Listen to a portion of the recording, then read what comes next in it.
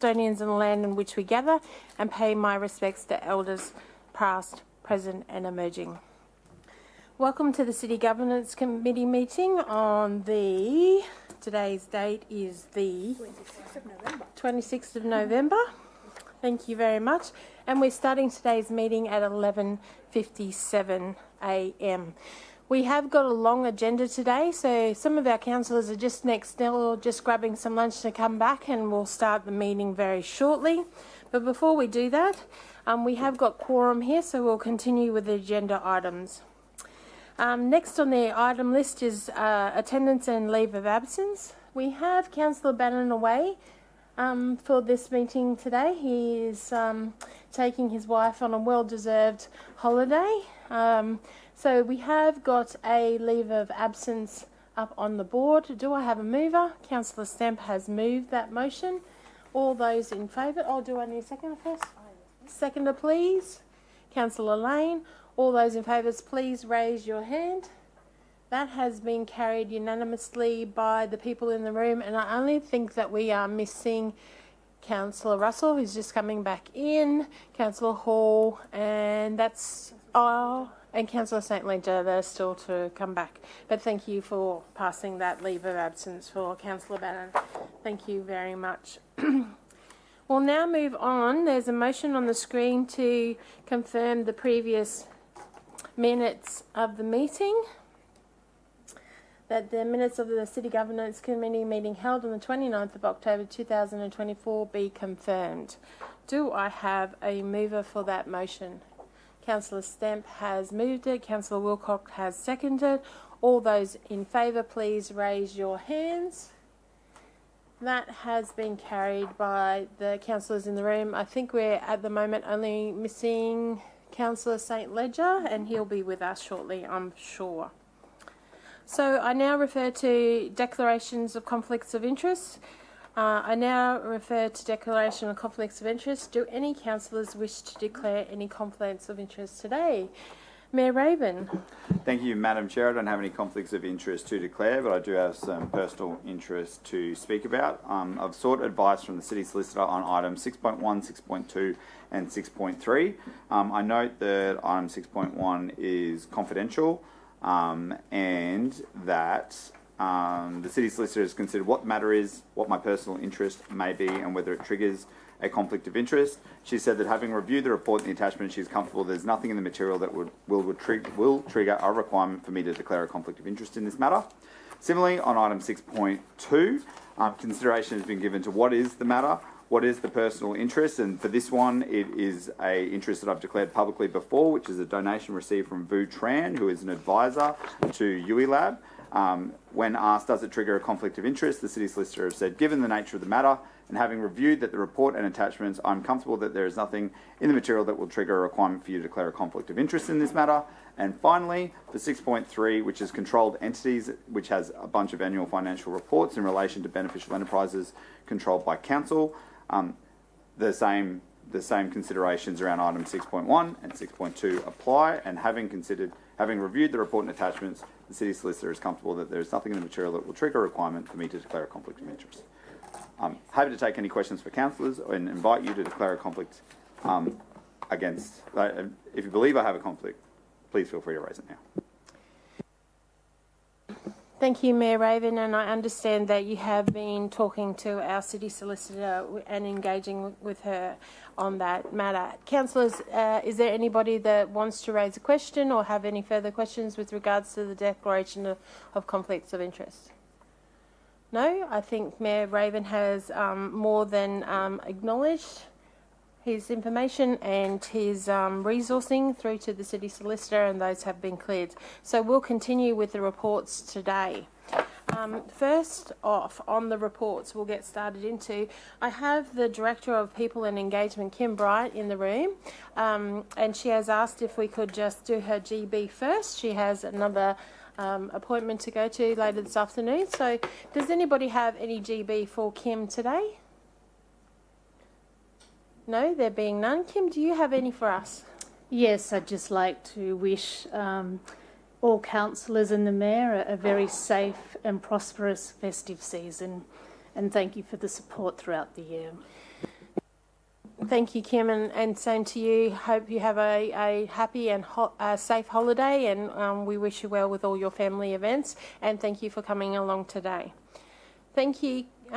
We will start with our items that we have on our agenda today. Councillors, we do have a lot of items today.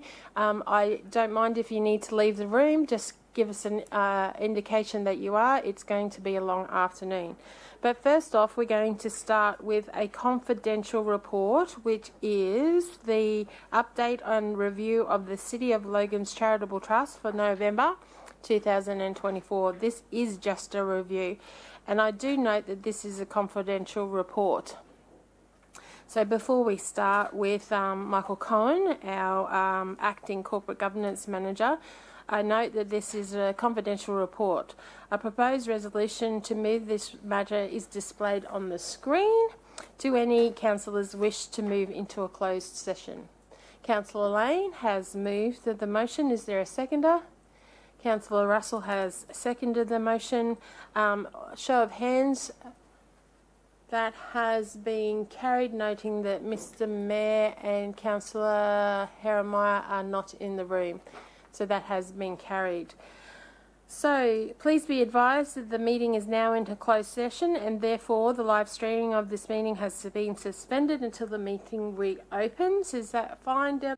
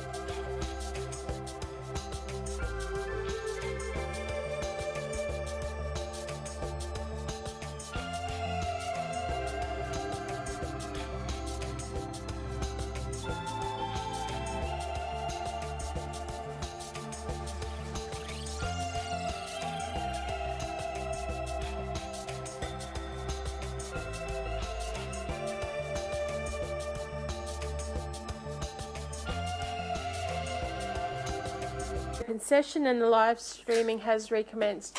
Thank you, audience, for just bearing with us. We've had lots of discussion with regards to this first report.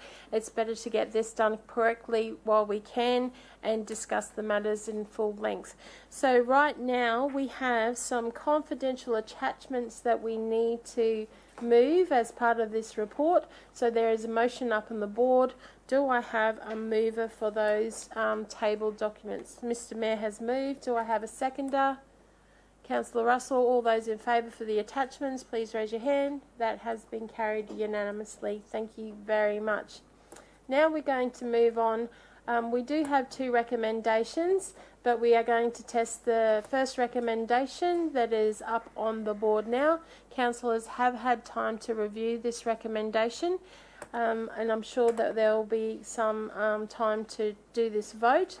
But I am going to open the floor. Those who want to move the motion on the board, Mr. Mayor, someone to second.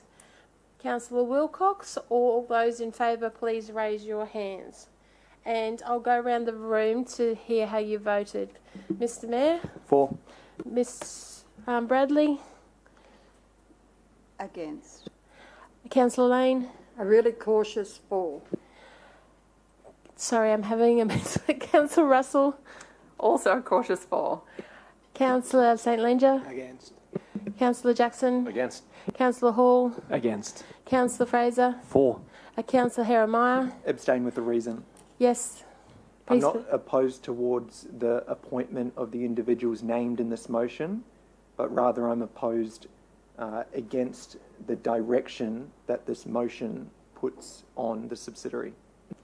Thank you. Councillor Stent? Against. Councillor Wilcox? For. Councillor Murphy is for as well. So where did we sit, girls?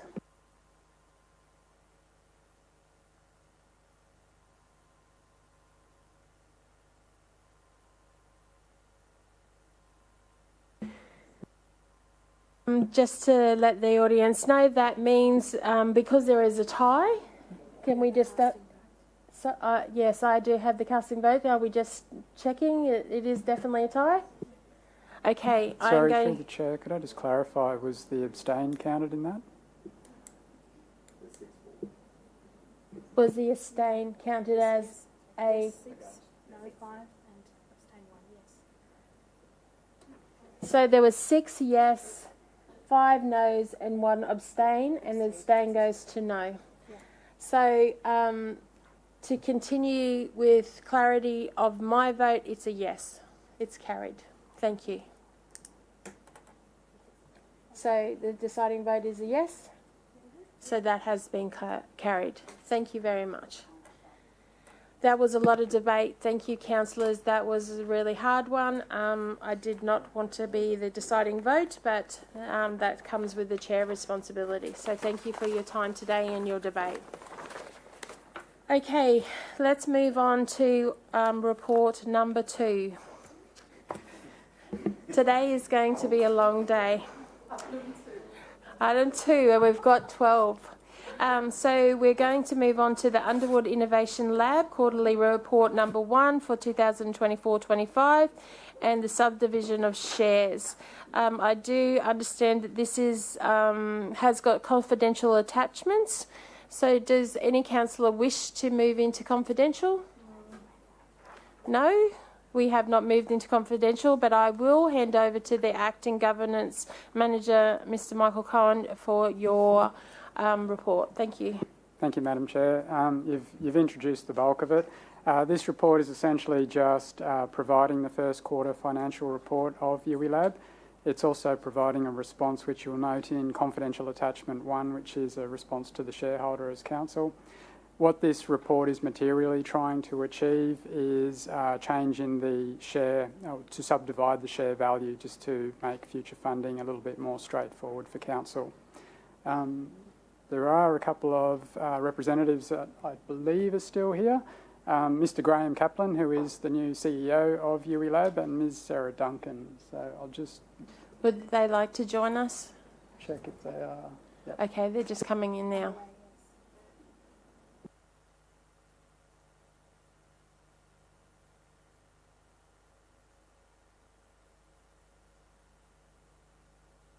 Good afternoon and welcome, and thank you for joining us and being so patient. We have had a long an agenda so far, so thank you if you've had to wait a little while. Over to you, Michael. I'm happy to take questions, or if there are questions for the reps. Did Graham or Sarah need to say anything at all?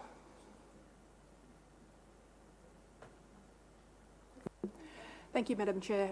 Through the Chair, I'd just like to first offer the apologies of our Chairman, Dr Stefan Korn. He was unavoidably detained in another board meeting for his day job. And with me today, who you haven't met, is our new CEO, Graham Kaplan. Graham, would you like to just run us through your CV? Graham is definitely the hunter that we promised to hire and has excellent experience across a wide range of the startup ecosystem. Thank you. Graham, say hello to the council cohort. Hi everybody, nice to meet you all and happy to be here and excited to get started.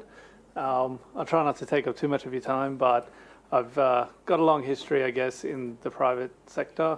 Built a few businesses, started my first one when I was freshly, arrived in Australia when I was 18. I grew up in Cape Town in South Africa and built a business, got out of that when about 10 years later, built another one and then joined CSIRO and did some work there in commercialization, worked obviously within the federal government and very excited to work within UA Lab and with all of you and really do some awesome work. Thank you, and thank you for coming along today. I have Councillor Heremiah who has a question. Thank you, Madam Chair, and good to meet you, new CEO.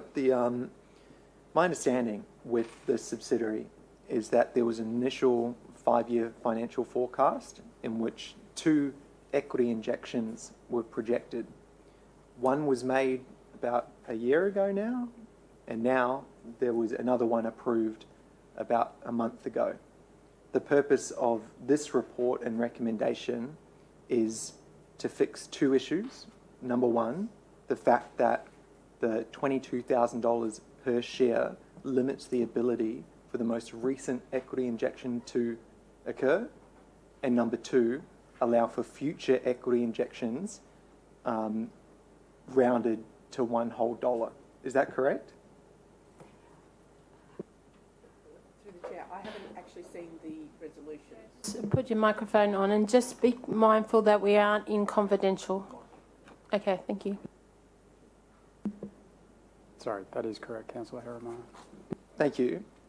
So 2 questions spur from that. Number one, when the initial financial forecast was made that we will make an equity injection of the $1.2 million that is mentioned in the public report, why was that amount chosen when it was known that that amount is not divisible by $22,000 per share? If we go back to, I think, September 23 when it was first envisaged, there was indeed that first payment and there was a second instalment envisaged to the same value. So I don't know that it was necessarily contemplated that there would be that impact. And earlier this year, when the funding arrangement was resolved for this financial year, that is what has caused the impediment, essentially, that the amount sought was less than what was actually contemplated this time last year. Okay, whereas if the original amount that was mentioned in the financial forecast was sought, we wouldn't have this issue because it would be divisible by $22,000? That's essentially correct, yes. I imagine at some point it was probably going to become an issue, but earlier than anticipated. Okay, thank you. And are there any, in the public realm, are there any more equity injections expected into the subsidiary? What is contemplated, if I recall correctly, in February next year, is that a further report will be brought back to consider what the next financial year might look like for the entity. Okay, so right now, no equity injections are scheduled, but we may receive a request for one next February. That's correct, yeah. Thank you for that. My thoughts on this is that I think for that report in February, I don't think we should prepare for it by approving this report. because I think if more funding is to be given to this subsidiary, which main income source that it relies on is the interest that is earned on the money that we've already given it through equity injections, a smarter way to do it would be giving them a line of credit so they don't keep on earning interest on money that we've given them. Instead of them having a revenue source of interest on the bank account that has our money in it, we should just offer them a line of credit where they can receive money when they need it on an as-needs basis, which makes the financial reporting a lot clearer, and it doesn't perpetrate this interest income that they have that isn't actually reflective of their business operations. So my opinion on it is I don't think this recommendation is needed, because I don't think future equity injections are the smartest way to do it. Thank you. Thank you, Councillor Herrmeyer. Are you rebutting? Yeah, Mr. Mayor. Not a rebuttal, just trying to see clarity. So if you don't think equity injections are the simplest and most efficient way to fund them moving forward, and a line of credit is preferred, are you proposing that we shift to a line of credit model in February when they get to the next equity injection point, or are you trying to do it today? No. So in February, if they come back and they want more money, and there's a sentiment within council that we want to give them more money, my view is we should offer it to them as a line of credit instead of more equity. And thank you for clarifying that. So I'm happy to investigate that in the lead up to February in discussion with the entity to understand how that works for them from a financial sustainability point of view and from our Gov team. So I think it's worth considering. I just don't know if we need a recommendation for that, or if you can just include that in the report that comes back in February. Through the Chair, I'm happy to include it in the report that comes back. Keeping in mind a line of credit essentially would be a loan, which would require Treasurer approval. So it's a very different beast to what we've got at the moment. So the options are an equity injection or simply payment of an amount of money to cover their operating costs. So there are options, and all those options can be considered when the report comes back next year. And if that's the case, we could do almost an advance payment of the month ahead, so it operates like a line of credit without necessarily needing to go through any bureaucracy. The reason why that's relevant to today's report is because today's report is changing that value per share, and I don't think it's needed, because I don't think we should be putting any more money into shares, which is an equity injection. So that's the relevance to today's vote. Thank you, Councillor Herrmeyer. I have Councillor Lane, and thank you for my cup of tea. You're welcome, Madam Chair. Hello, Mr. Hunter. Nice to meet you. I'm really hoping that you're going to generate some goods for this company. I noticed that in looking through the financial documents that there is a loss, and when it was first proposed to us, it was going to be an opportunity for the city to grow in terms of the internet capacity, with companies coming from around and us going out and finding them and bringing in local jobs and doing a range of those things. We don't seem to have achieved that yet, which is fine. Everyone has stumbling blocks when they start out. I did on my weight loss journey, and I put on 10 kilos. But one of the things that was promised was that we would go for grant funding for a range of things. And I note on the report it says there's only $73,000 in grant funding. Is there a reason why that's so low when it was projected for 1.2 in May 2023 in a report?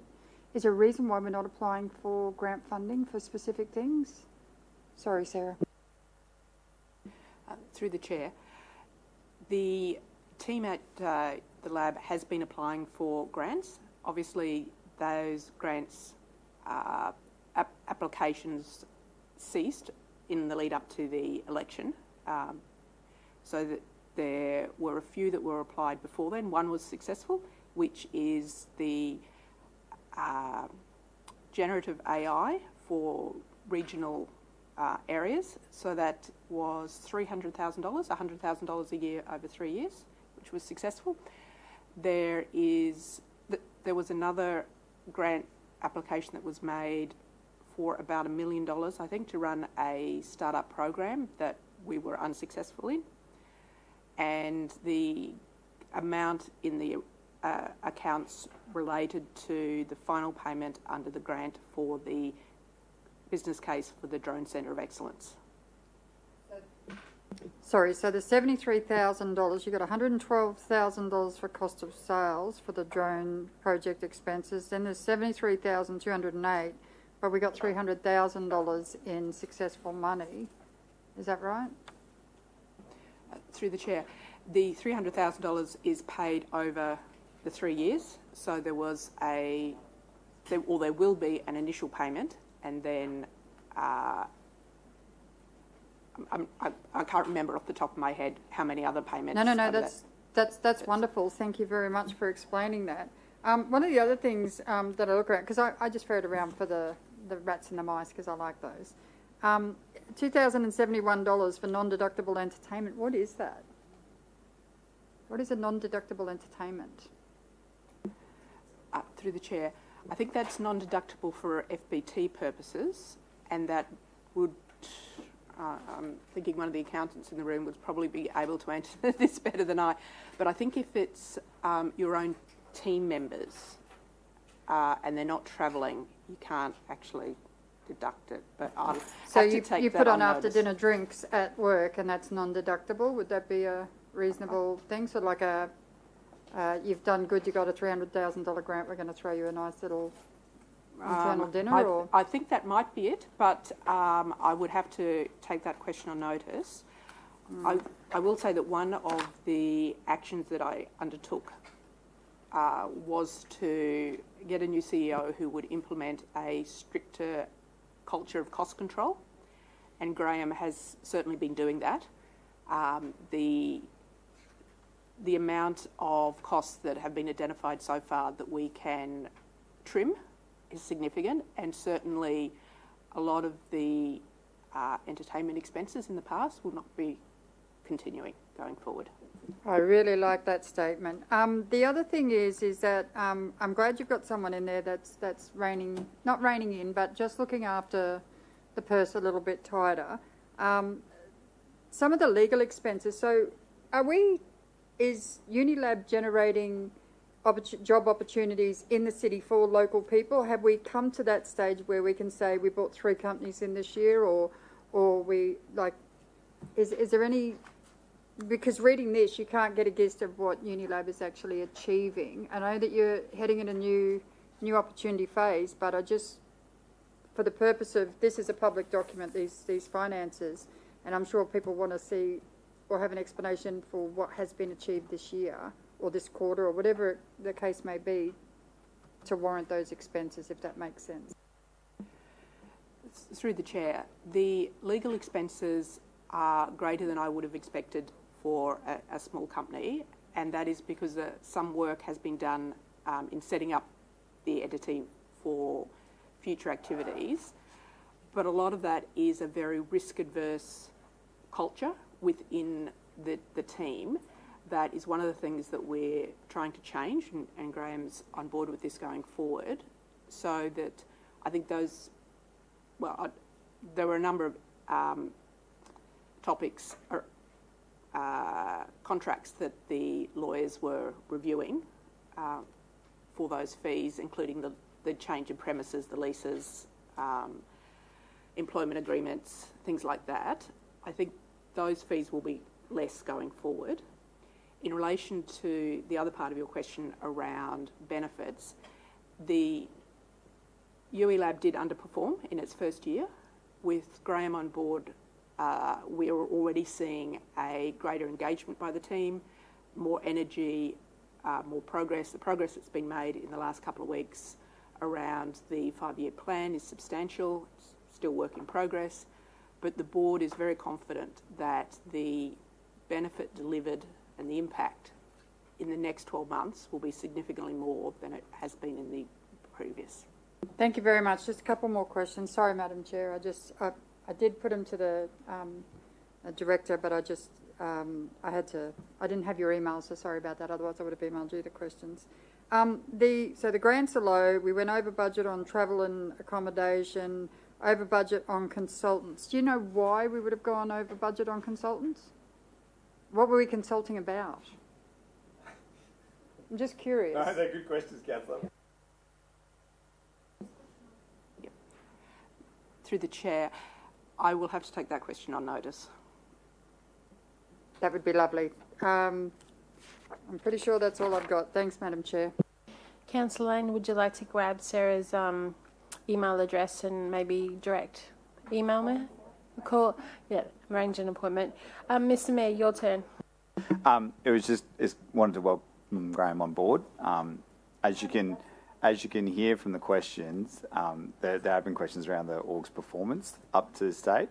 From speaking with Stefan when he was going through the recruitment process, he was very excited about the potential of you coming on board. So I think we'll look forward to how you can perform for the next 12 months, because the expectations from council aren't extremely high. They're actually quite reasonable, but they just haven't been met to date.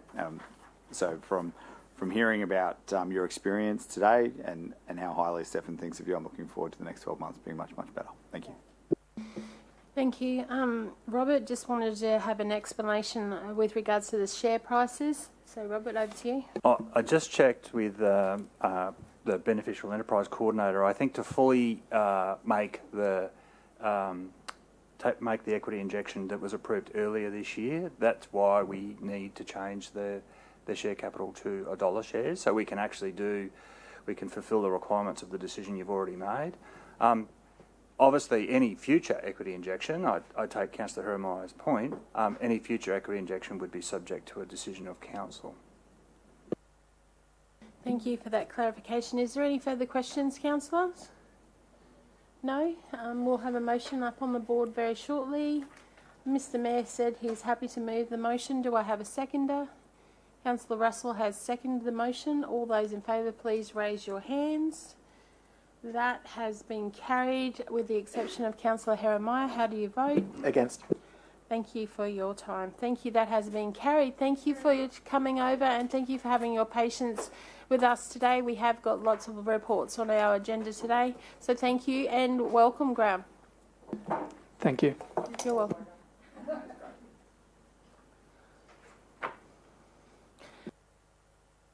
Okay, councillors, we're just moving on to report number 3. This is the Controlled Entities Annual Financial Report 2023-24. Over to you, Michael.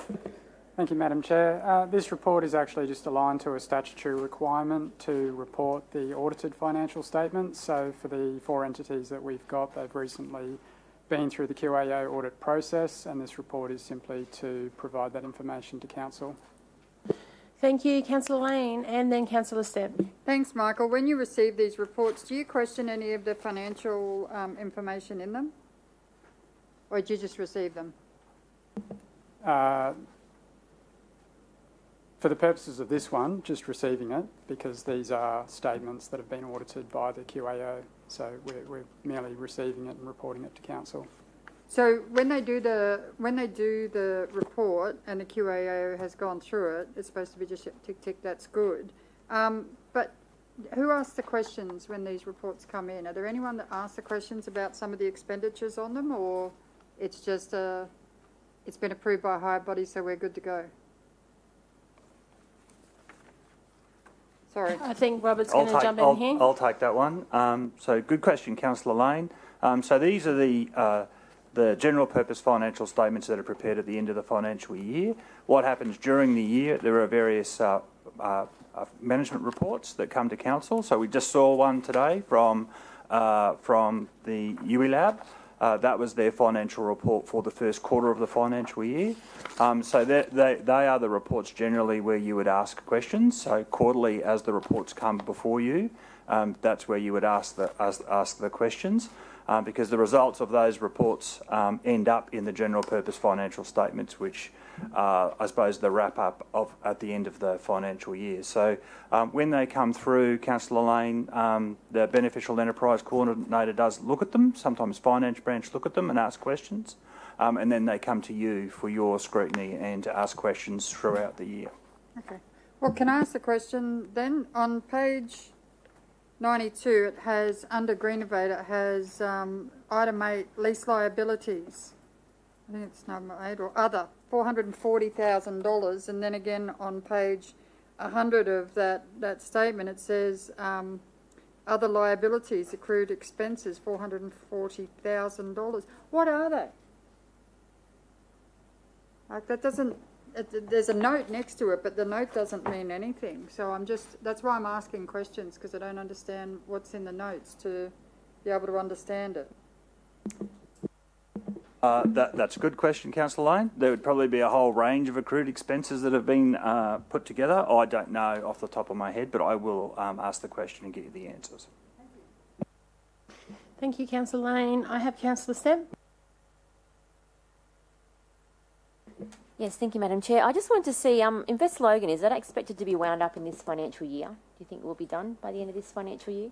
Good question, Councillor Stemp. Yes, the latest indications are potentially as early December is potentially when it will be wound up. There's a range of things that have had to happen.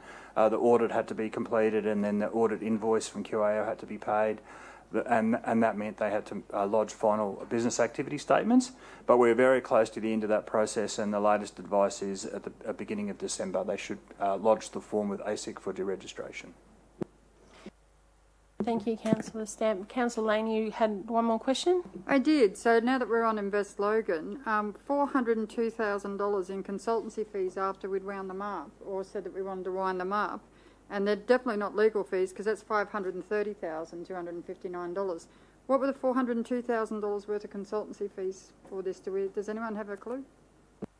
I'll take that one again. So I have asked the question of the Company Secretary for Invest Logan. She hasn't got back to me after you sent me the question, so thanks for getting it in advance.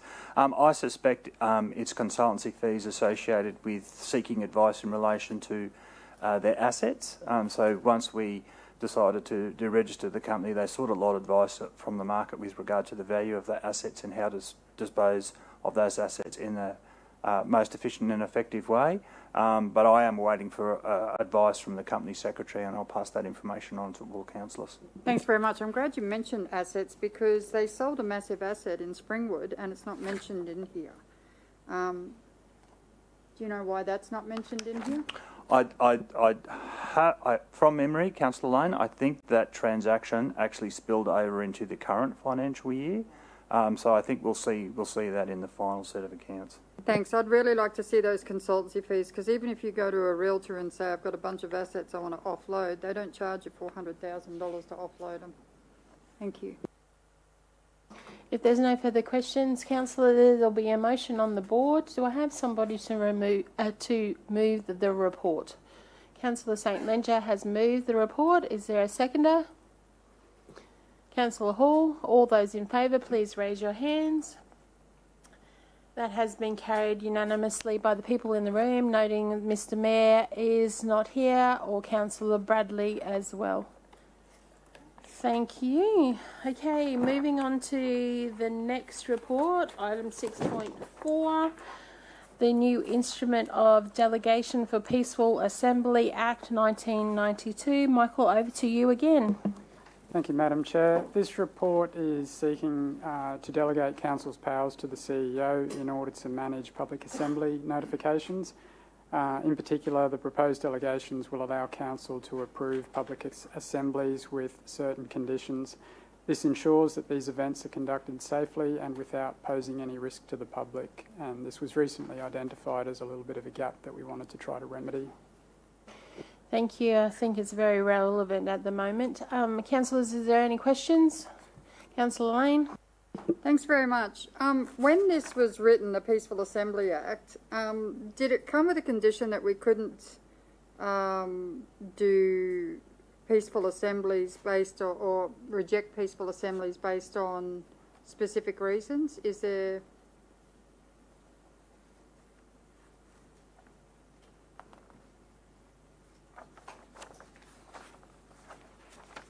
I think we're just getting some extra information here. Can you bear with us for a second? My understanding, Councillor Lane, is that it's really to enable Council to have some power to impose some conditions or to outline some conditions pertaining to that assembly. Thanks very much. So in the event, we had what is considered a peaceful assembly on Wembley Road for the last, 3 months. And all of my gardens have been ruined. Who's responsible for that under us putting this forward? Who's responsible for the cost of that?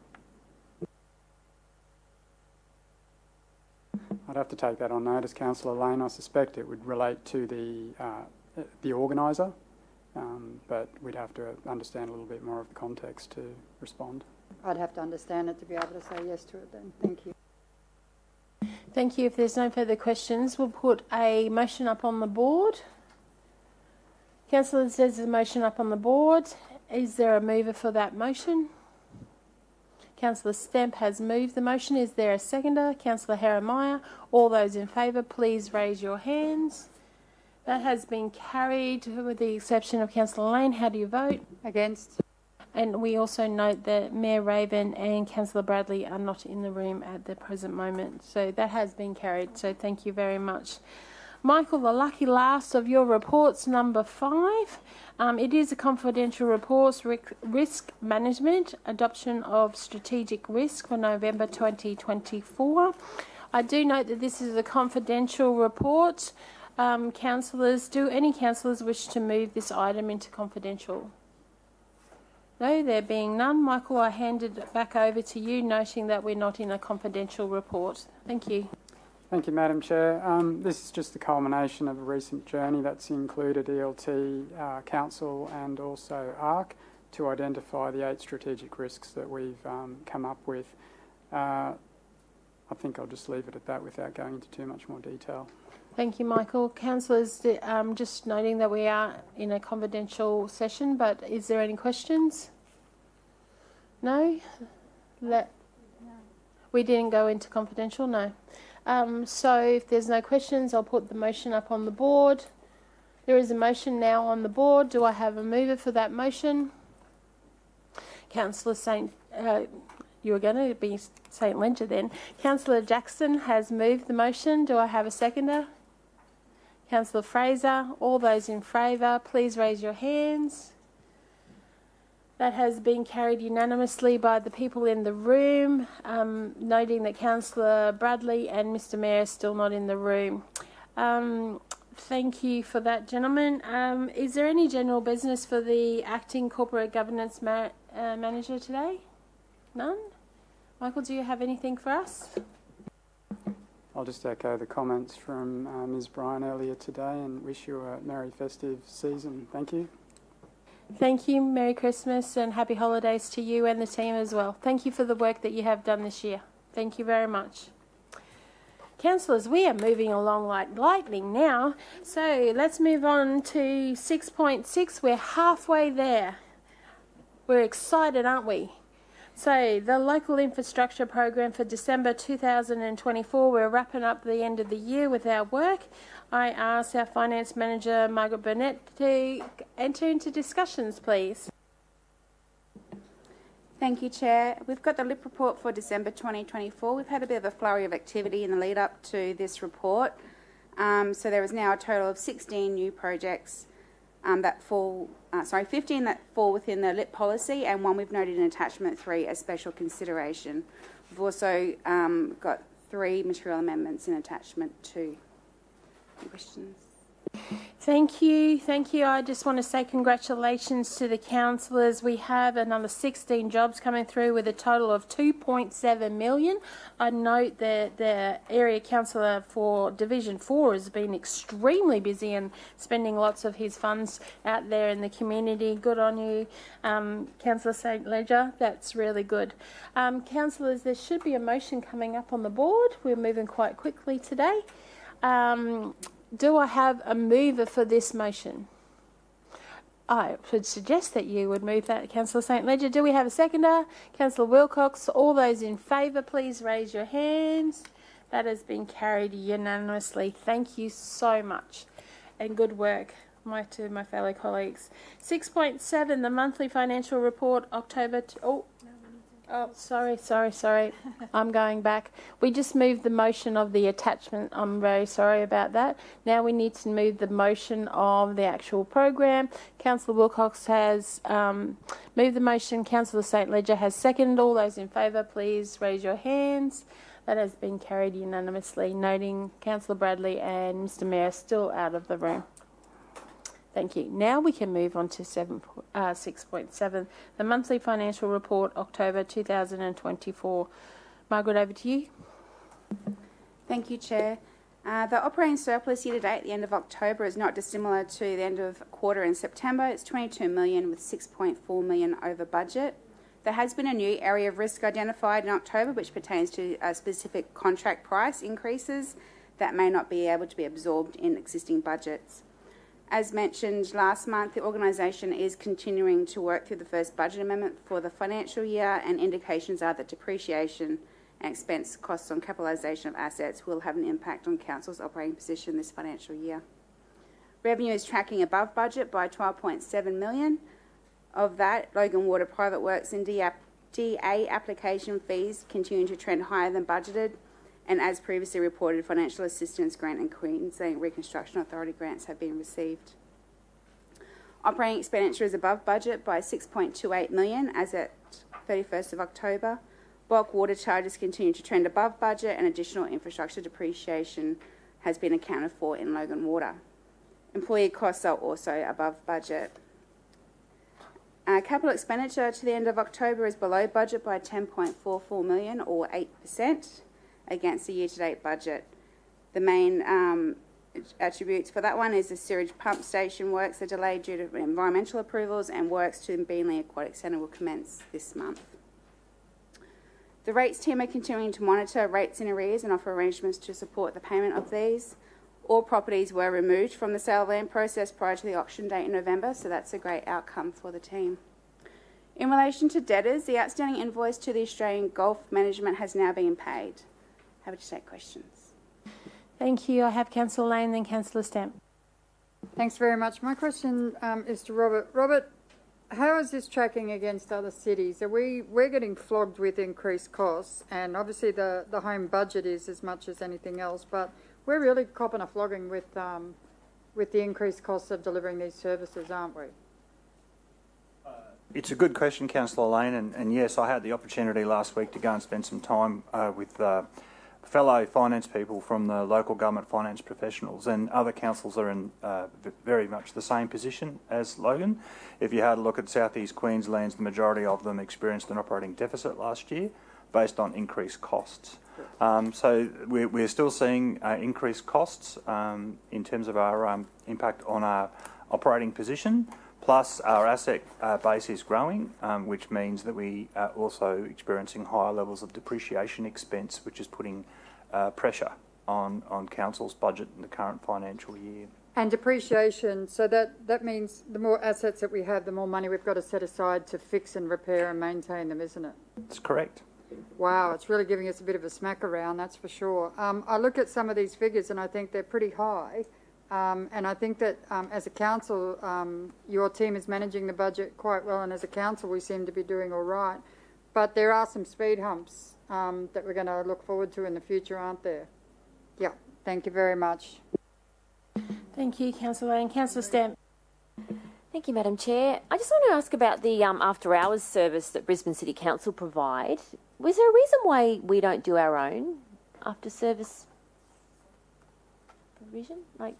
Is there a reason why we use this is in relation to the contact centre, Councillor Stamp. Oh, okay, yes, yeah. so, yeah. I'm happy to take that one on notice. I think we could do it internally, but it would come at a cost, so I suppose it's... But I noticed the cost has gone up quite considerably that's right. as a result, so I'm just curious to understand whether we could do it better. If I could take that one back on notice, that'd be good. No, that's fine. And the other thing is, with the depreciation side of things, I'd love to have a meeting before that comes to budget to better understand how that's all coming about, if that's all right. I don't know how we do that, but I'd really like to get a bit more insight into that before we get the figures, if that's okay. Through the Chair, we'd love to bring you into the world of depreciation, Councillor Stamp. Thank you, Councillor Stamp. We do have a budget meeting next week just to finish the year on a nice track. Councillor Wilcox. Thank you.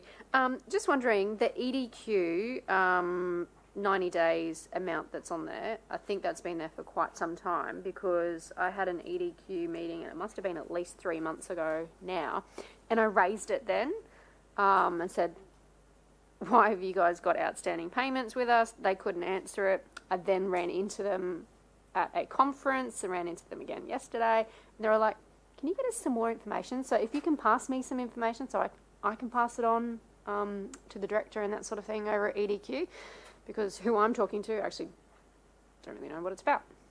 That's Not a problem, Councillor Wilcox. We did actually have a steering committee meeting last week with the EDQ. We worked through those items with them. So I'll pass on the information. Thank you, councillors. There is a motion now on the board. Do I have a mover for that motion? Councillor Lane has moved. Do I have a seconder? Councillor St Ledger. All those in favour, please raise your hands. That has been carried unanimously, noting Councillor Bradley is still not in the room.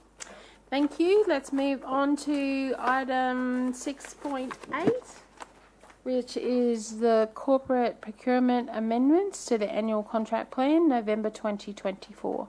Over to you. Thank you, Chair. The table document lists the changes to the annual contract plan since the last time that we brought it to you. The main changes being additional parks landscaping maintenance services for zones 1 to 6, which is a significant item. Plant fleet services, truck bodybuilding services, which is also significant. An adjustment to street furniture advertising from general to significant. And an adjustment to the operation and management of fitness and aquatic facilities. It was Beenleigh Aquatic Centre. So that was general, but now we've changed it to significant. I'm going to take questions. Thank you. Councillor Wilcox. Thank you. Just two questions. And trust me, you probably won't know the answers to this one. You might have to take them on notice. Sale of biochar. Do we have someone that's actually... It's not approved yet? Like, we've been doing it for a while. I'm just wondering, do we have someone? We'll have to take that one on notice. Thanks. Awesome. Next one is tyre recycling. Do we reuse it in our parks or in our roads or anything like that? Something to take on notice and come back. Pretty please. Thank you. Thank you, Councillor Wilcox. You might want to follow that up with an email. Councillors, is there any further questions? No. We have a motion up on the board just for the attachment that was circulated to the councillors. Can I get a mover for the attachment? Councillor Stamp has moved. Do I have a seconder? Councillor Lane. All those in favour, please raise your hands. Yep, that has been carried unanimously by the people in the room. And then we have a motion coming up shortly. The girls have been doing a wonderful job today, can I just say as well. This is the motion for that report. Do I have a mover for the report and the motion? Councillor Lane. Councillor Wilcox has second. All those in favour, please raise your hands. Thank you very much. That has been carried. Excellent. We're moving at a cracking pace now. We're going on to 6.9, which is the 2024 Procurement Policy Review. Over to you, Margaret. Thank you, Chair. This is a review of the procurement policy, which is required by regulation to be completed annually. At this time, we're not going to make any changes, but in the future, we are looking to, as the 2025 review happens, look at it in conjunction with the social procurement policy and the Biologan policy to strengthen all three of those together. Have we take questions? Thank you, and I understand that we may have a councillor workshop to work through some of that as well. But I have Councillor Lane, then Councillor Stamp. Thanks very much through you, Madam Chair. So on this procurement policy, does that include items that are brought by councillors to the team? So a good example is a set of portable loos that can be plumbed into a local park that are of Australian safety standard, but for some reason council don't necessarily like them as a purchase buy. Is that included in as part of this, or? Thanks for the question, Councillor. The procurement policy is very high level. More of our how we do our procurement is more covered in our contract manual, but we can take that particular question on notice and come back to you. That would be wonderful, because I believe we raised something months and months and months ago, and it's gone into the never world and we've never heard of it again. So just curious. Thank you, ladies. If you could take that on notice, that would be great. Councillor Stamp. Thank you, Madam Chair. Look, I'm just curious. Obviously, we have to do this review every year, but when we do the annual review, what are council actually reviewing? Like, what are we looking for? Thank you for the question, Councillor. Basically, from our procurement perspective, we want to ensure that we are doing our procurement in the best way we can. So when we went strategic, we did a full review from that perspective, and which has enabled us to do procurement better and ensure we are doing best value. And through that, having our contract manual now enables us to do more reviews from that perspective and increase how we can further support local businesses and increase our value. Yes, and following on from the other point around local and social, we see an opportunity to strengthen those and combine potentially into one policy through work with the executive leadership team and councillors. And that was my next question, is what's the benefit of combining the policies? Like, how will it benefit council or procurement practices? We hope that it might just further strengthen some opportunities in how we can do our procurement. So as an example, I can give you our local policy at the moment has 10% for local businesses with a 5% benefit for local benefit. With then the scale reducing down. So if you are in Brisbane region, for example, you may be awarded 6%. And then further down. So we're then looking at the opportunity to strengthen that a little bit further to give more of an advantage to local businesses in an instance where we potentially could go out for a procurement activity and invite local businesses for that activity. Thank you. I look forward to learning more through the meetings coming up, so thank you. Thank you, councillors. Thank you, ladies. There should be a motion up on the board. Do I have a mover for that motion? Councillor Hall has moved the motion. Is there a seconder? Councillor Stemp, all those in favour, please raise your hands.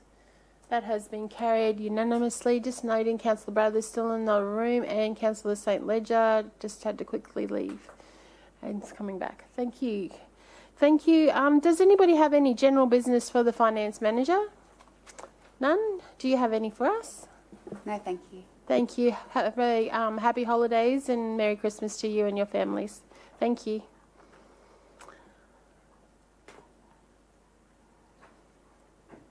Thank you, ladies. Councillors, we're moving on to item 6.10, which is a confidential report, update on project completion and proposed lease to a community organisation in Jimboomba. I do note that this is a confidential report. Does any councillor wish to move into a confidential session? No, there being none. Welcome to the conversation. Oh, yes, Councillor Stem? If I had a question, I'm just trying to remember what was in the confidential. Does it have a confidential attachment or is the whole thing confidential? It's a confidential report. We might need to go in. Sorry, I have got a question. I'm sorry. Okay. Councillor Stemp wishes to move into confidential. Councillor Lane, are you supporting that? Yes. All those in favour to go in confidential? That has been carried. Thank you. I now note and advise that the meeting is in a closed session and therefore the live streaming of this meeting has been suspended. Are we all good down the back?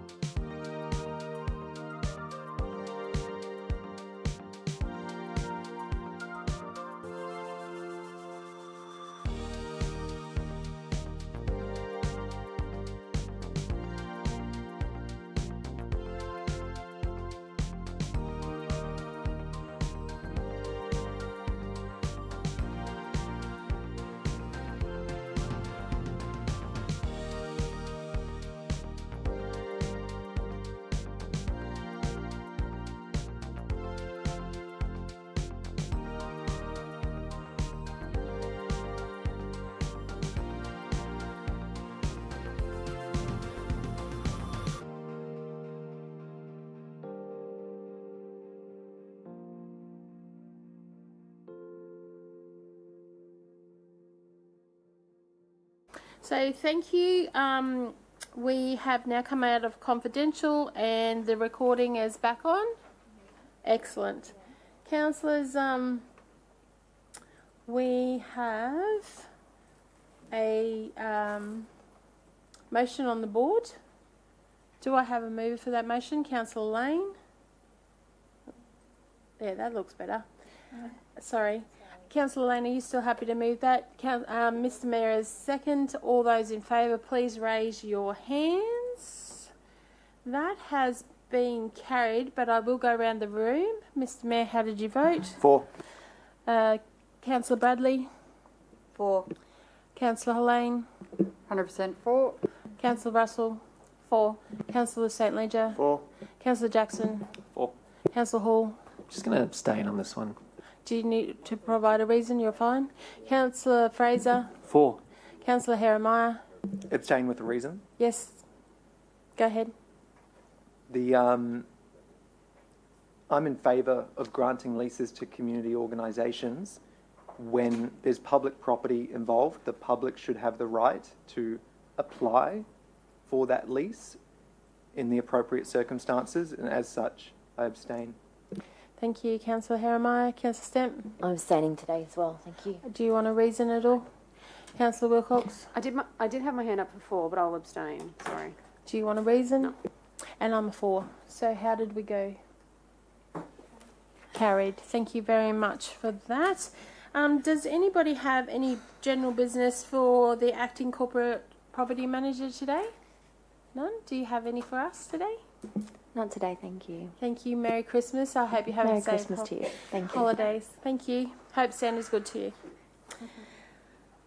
Second last one, guys. Here we go. Transform Logan update 6.11 and the Transform Logan Advocacy Manager, Miss Bridget Rogan, will enter the discussions. Hello and welcome. Thank you. Good afternoon, councillors. There's 2 items to consider today regarding Transform Logan. So we've got the strategic business case for your consideration and also our proposed approach to community engagement as well. So I'll just give you a bit of a brief outline of both of those items. So the strategic business case really outlines the business problems to be addressed through Transform Logan, as well as defining the scope on how we're going to deliver phase 1 over the first 2 years of the program. So there isn't a statutory process to follow in this instance, so we did spend a little bit of time just defining that scope. Largely the preferred option has already been flagged with councillors through the budget process for 2024-2025. And I would just also highlight that the implementation strategy here is really focused on delivering this program in-house, and we're really looking to upskill and reduce the need for large consultancy spends, but we do have a small consultancy budget. The main business problem to be addressed through Transform Logan, which is our long-term strategy program, is that there isn't a clear and consolidated view of the long-term ambitions for the city. So they are contained in various strategy documents, but not in a consolidated way. And traditionally, Council has focused a large portion of our energy and investment in that 1 to 5 year horizon. So just looking to balance that out with some focus on long-term planning as well. In terms of the community engagement, we're planning to start community engagement early in 2025. So part of the informal council workshop next week, provided that this goes through, would be to have a co-design workshop with councillors to start to design out that consultation with the community. But the approach which we've spoken to councillors about a number of times through the setting the scene avenue is to set up a mini public as such. So a community reference panel which we can delve in a bit deeper into some of the more strategic matters, the trade-off discussions that we want to have that would go beyond sort of a survey forum or just sort of more informal discussions with the community. So the outputs from the deliberations will just be one consideration for councillors in defining the long-term future for the city. So you'll also be presented with some best practice research, the UN quality of life data reports, some expert reports, and some broader community engagement with special interest groups as well. I think the real strength of this group, which I've just touched on, is that we can delve into those trade-off discussions a little bit more. So we did go through an RFQ process. We put this proposal out to 5 consultants, and we had 2 come back, and we've appointed Articulus, who are going to independently recruit this mini public and also facilitate a number of their first meetings. I'll leave it there if councillors have any questions. Thank you, Bridget. Councillors, do we have any questions? Councillor Bradley. Thank you, through the chair. I'm just curious, Bridget, what are you trying to achieve? Like, I mean, when I started as a councillor, I had my long-term vision, and that's changing and evolving as goes on. But like, what are you trying to achieve? Through Transform Logan generally, you mean? Yeah. Yes. So essentially, as I said before, a lot of our strategies are quite short-term or short-term focused in that sort of 1 to 5 year range. And then once we get beyond that, I guess they're a little bit patchy, maybe is the best way to describe it. So you would have the land use strategy through the planning scheme. So that deals with land use, but it's only one component. And that might look out sort of 20, 25 years. We don't have a consolidated view of our ambitions for the city into the future. And even the community vision work that we did a few years ago, we looked at 10 years, but perhaps, that's not far enough to get in front of some of these issues that are coming our way. Is this an opportunity to put a pie in the sky sort of vision for what you're wanting to achieve? Absolutely, yes. And can you give an example of what other cities have done? We're doing some best practice research at the moment, but I guess anything's on the table. So we're not trying to replicate what other cities have done. We're really trying to get a very unique approach for Logan. So I think some of the research that's been done through the reputation work as well is really interesting. Is going to feed into some of these. So, and what's come out of that, just a little early insight, is that the fact that Logan is a green city is a real strength of ours. So I think that's an example of something that we can really utilise and grow on to deliver this, ambitious vision for the city. We want to build on some of our natural strengths, but I'd say it's not decided. So that certainly will be up to councillors to form this vision and the long-term goals. Yeah, hopefully that answers your question. Just to add on to what Bridget said, many of you would have heard the CEO talk about Central Park in New York.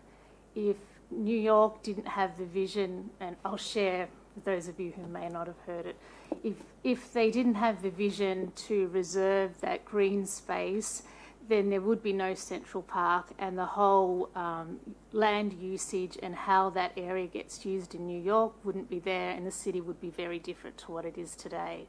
So it's really trying to decide on some of those big decisions that you need to plan for well in advance for the long-term, very long-term future of Logan. Mm-hmm. And so that's just an example of what New York did. Barcelona did a lot with after the Olympics with housing to make that available, and really changed to be a much more of a reinforced walking city, and extended that. There's cities elsewhere in the US that were not known for anything, but suddenly they've made themselves a tourist attraction. So there are some examples from around the world. And we're constantly trying to find new examples, and we're hoping that Dave Hanson will have some of that research to share with us from his, visit with, and the Mayor himself, visit with UN colleagues in terms of some of the big transformational change that cities can go through by having this long-term planning agenda. So we could have a zero crime in the city as an ambitious... Yes. That could be an ambition that we work towards. Okay. Thank you, Councillor Bradley. Bridget said it before, we do have a informal workshop next week as well. Councillor Herrmeyer. Thank you, Madam Chair. Just to confirm, funding for this has already been approved, and this is just approving that business case, which is basically your work program for how you're going to spend that money with the resources, recruitment, etc., right? That is correct. Okay. I'm looking forward to seeing the results, because we've heard the Central Park thing and a few times, and when you look at the powers of a local government in Queensland compared to Barcelona or New York City, we're completely different government authorities with completely different power over things.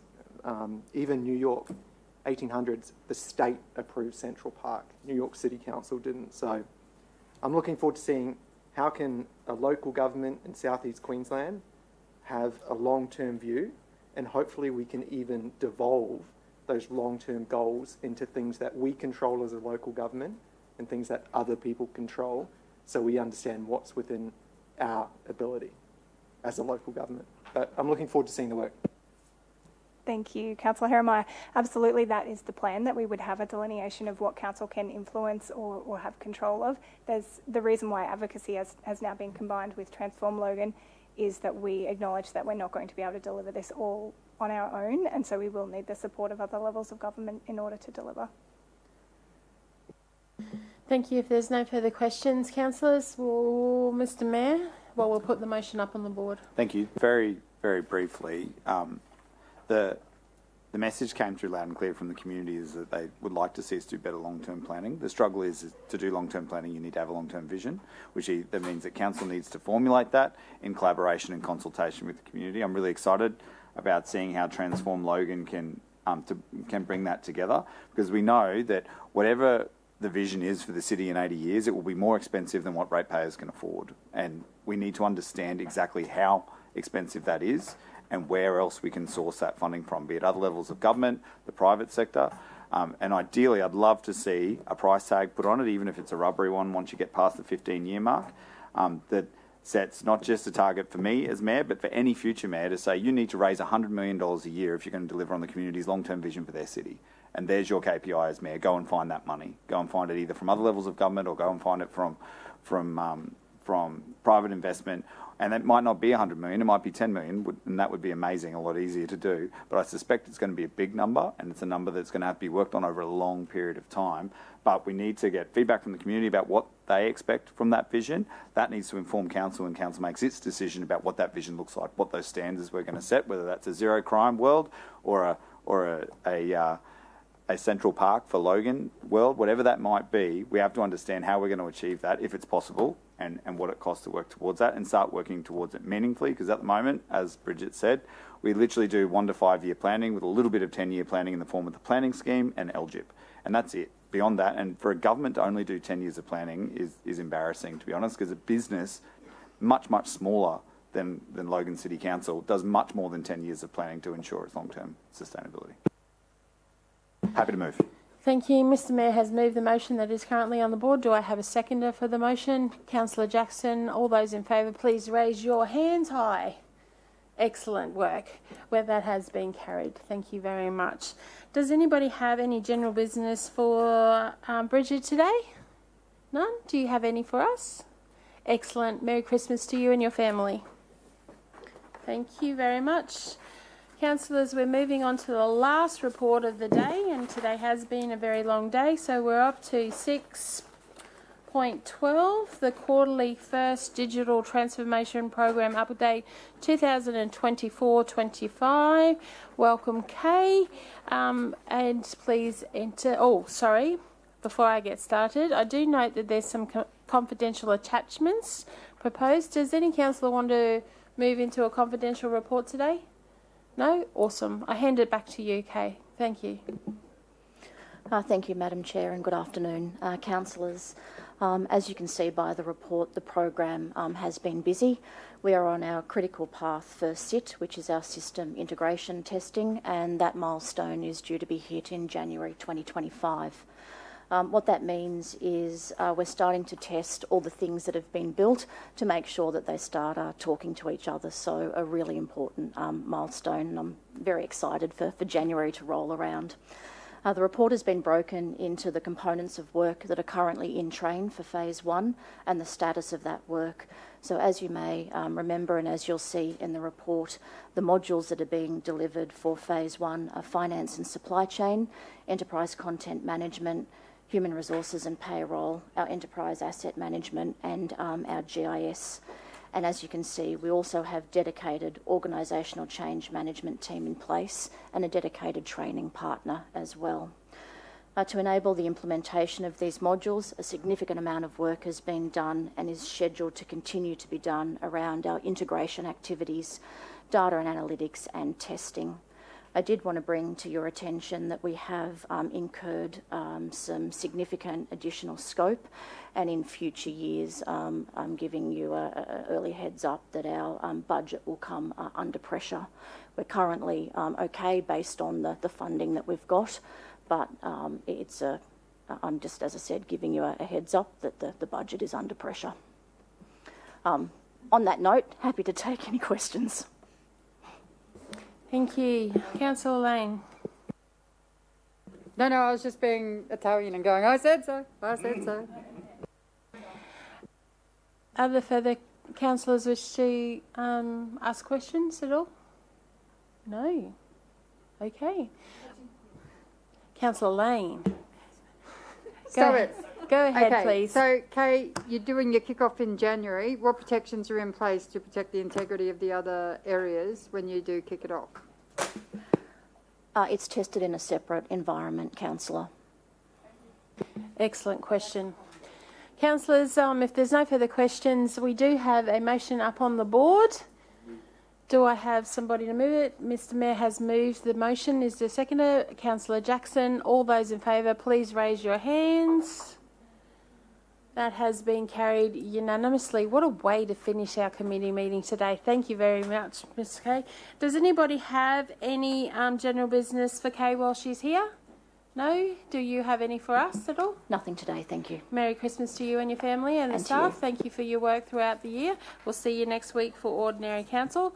Councillors, before you pack up and go, does anybody have any GB for Robert, the Director? No? Robert, do you have heaps for us?